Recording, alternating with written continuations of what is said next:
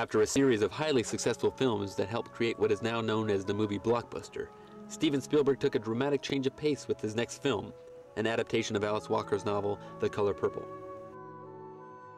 I think of all my movies, The Color Purple was my first grown-up film. A movie like that, it doesn't go better with popcorn.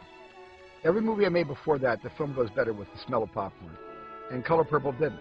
It was all about the characters, all about the humanity.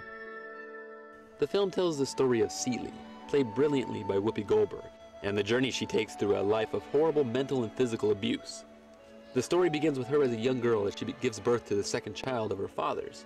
Both of her children are taken away, and her sister Nettie, with whom she shares a close bond, is also sent away.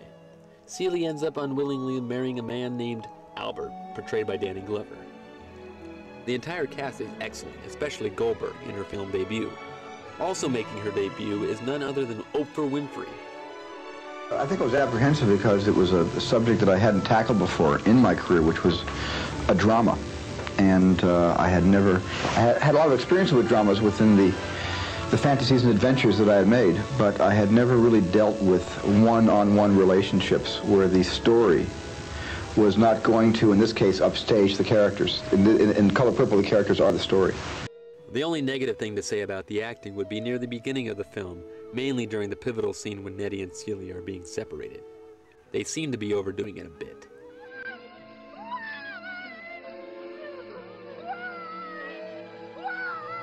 The film marks the only time in Spielberg's career where he did not use a score by John Williams. Instead, Quincy Jones takes the honor and presents a lovely soundtrack nonetheless. Despite the 2.5-hour runtime and difficult subject material, the film is highly entertaining, mainly due to superb direction by Spielberg.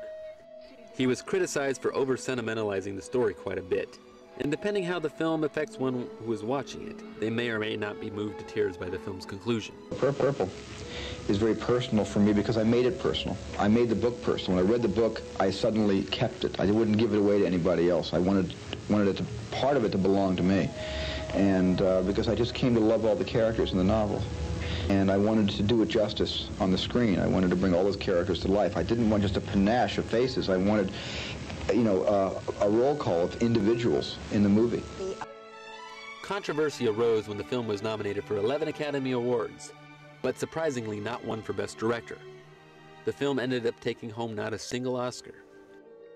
The Color Purple contains no sharks, no aliens, and no whip-cracking archaeologists, but still managed to be a hit with audiences, becoming the 4th highest grossing film of 1985. And I don't think I could have made either Empire of the Sun or Schindler's List without the first big, for me, stepping stone of Color Purple. Next for Spielberg is a World War II drama that was neither a big hit with audiences or critics.